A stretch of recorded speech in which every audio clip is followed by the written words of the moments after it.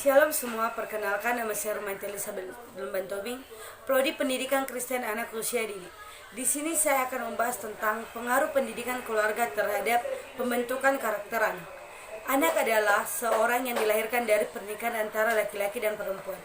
Anak merupakan cikal bakal lahirnya suatu generasi yang baru untuk meneruskan cita-cita bangsa.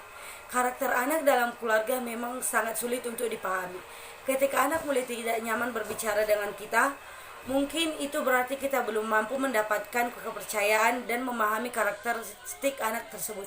Dalam keluarga, seorang anak belajar bersosialisasi, memahami, menghayati, dan merasakan segala sesuatu tentang hidup yang bercermin dari dalam kebudayaan.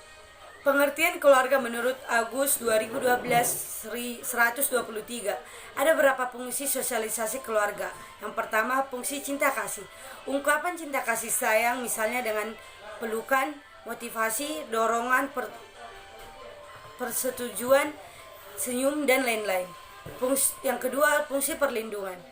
Ciptakan sesuatu yang membentuk anak merasa nyaman, bisa dilakukan dengan menghormati privasi anak. Yang ketiga adalah fungsi pendidikan. Berikan tanggung jawab dengan memberikan anak pekerjaan atau tugas yang harus dilakukan sebagai imbalan mereka berhak atas penghargaan sesuatu. Yang keempat, fungsi agama. Berikan anak pengetahuan tentang konsep-konsep kebenaran yang bertuang di dalam Alkitab. Dalam hal ini tidak bisa hanya sekedar berbicara, tetapi tuntutan untuk menunjukkannya dalam bentuk praktek atau perilaku. Yang kelima, fungsi sosial budaya.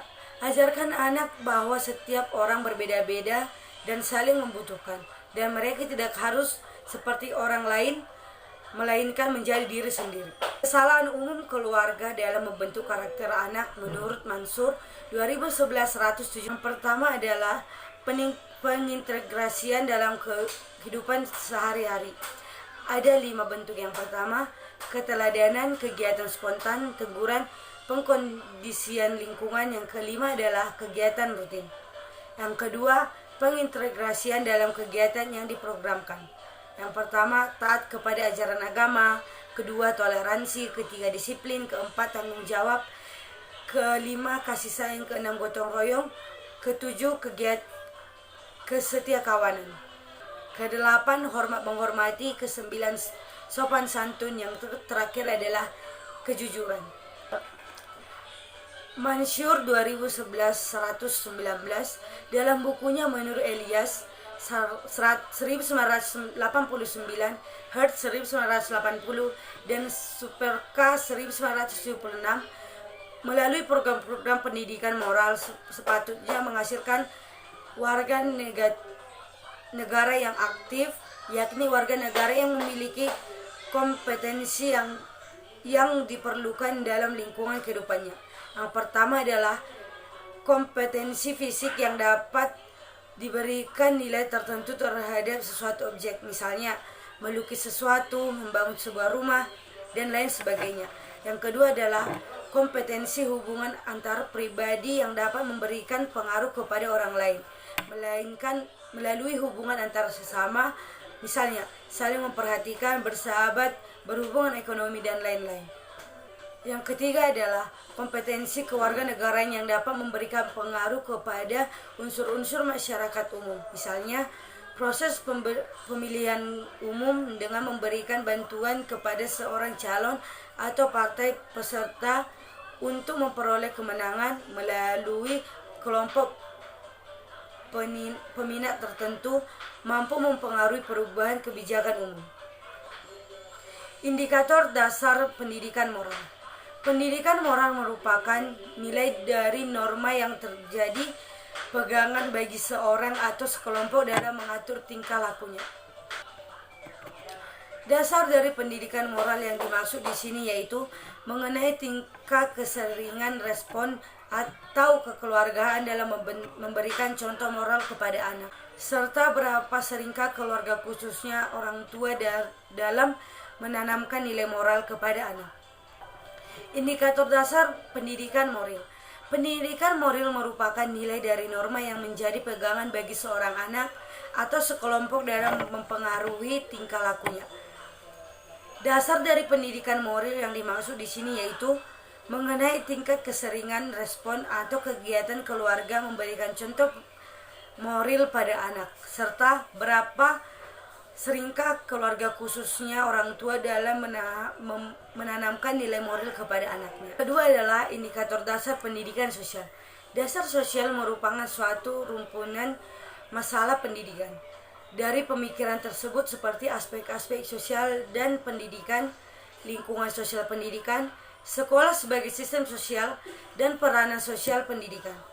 Bimbingan orang tua terhadap anak dengan memberikan pelatihan untuk pertumbuhan kehidupan sosialnya dan memberikan macam-macam pendidikan mengenai perilaku sosial sejak dini, agar hal ini menjadi elemen penting dalam pembentukan sosial anak.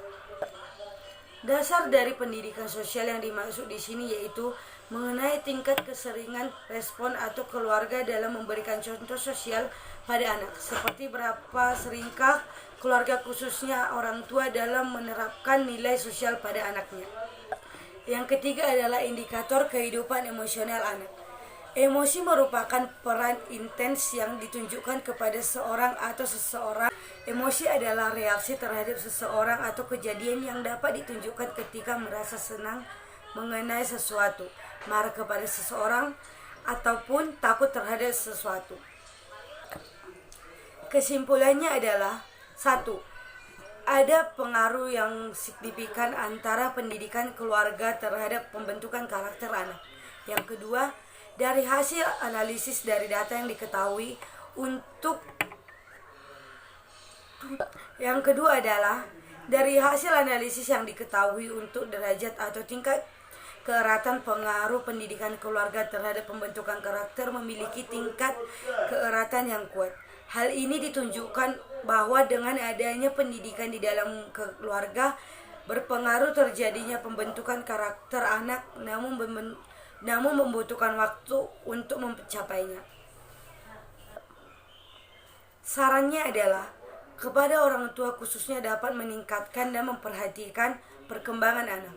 Yang kedua, kepada keluarga maupun yang ada di sekolah diharapkan untuk lebih memperhatikan masalah-masalah pada anak, baik masalah di dalam keluarga maupun di sekolahnya. Dan yang terakhir adalah